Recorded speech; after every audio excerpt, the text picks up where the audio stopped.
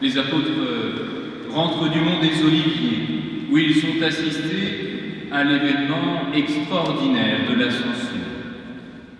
Ils ont vu de leurs yeux, comme le précise saint Luc, ils ont vu de leurs yeux le chemin du ciel qui s'est ouvert pour les entraîner avec tout le peuple des rachetés à la suite du Christ.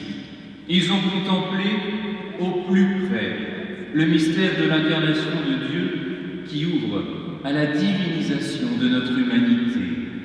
Ils sont les témoins de la glorification du Fils par le Père.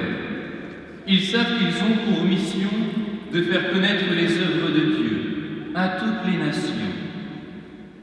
Ils attendent la promesse de la puissance du Saint-Esprit qui doit fondre sur eux. Et que font-ils? Ils prient. Ils prient avec la Vierge Marie. Tous d'un même cœur étaient assidus à la prière. Frères et sœurs, durant ces longues semaines de confinement qui nous ont séparés, nous avons nous aussi été assidus à la prière avec la Vierge Marie par la récitation de l'Angélus que nous faisions d'une manière communautaire, chacun en son foyer. Cette prière a dépassé les murs qui nous séparaient. Cette prière nous a unis spirituellement.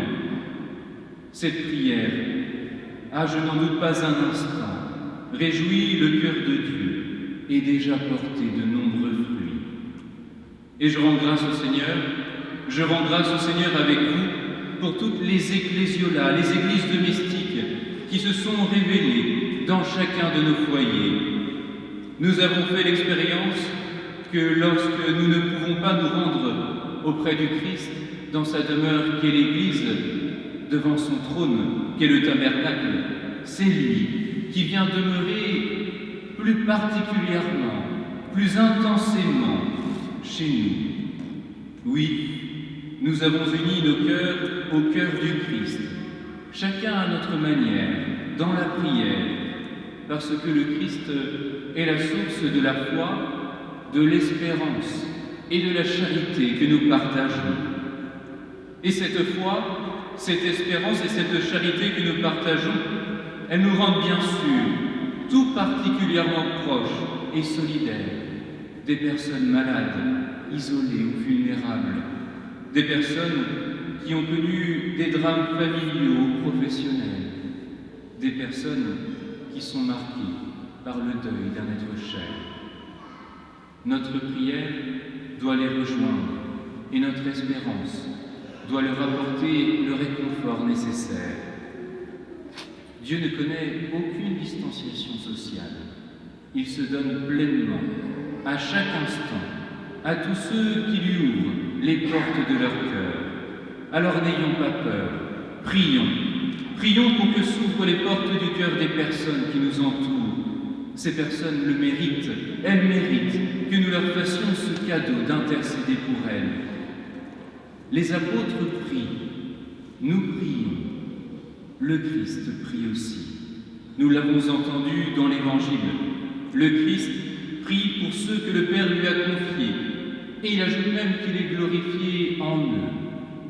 Le Christ est glorifié en nous.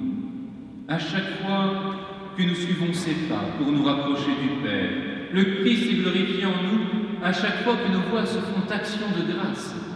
Le Christ est glorifié en nous à chaque fois que nous aimons notre prochain comme nous-mêmes. Oui, frères et sœurs, le jour d'après, c'est la résurrection du Christ que nous célébrons aujourd'hui dans cette Eucharistie où le Seigneur se donne à nous sacramentellement sous l'apparence du pain et du vin. Le Seigneur vient s'unir à nous dans la puissance inouïe et infinie de l'hostie. Le Seigneur vient demeurer en nous pour que d'un même cœur nous soyons assidus à la prière et que nous puissions nous laisser renouveler par la puissance de l'Esprit qu'il a promis de nous envoyer au jour de la Pentecôte. La longue ascèse eucharistique prend fin. Seigneur, qu'elle porte des fruits pour chacun des paroissiens que tu aimes de tout ton cœur et à qui tu te donnes. Amen.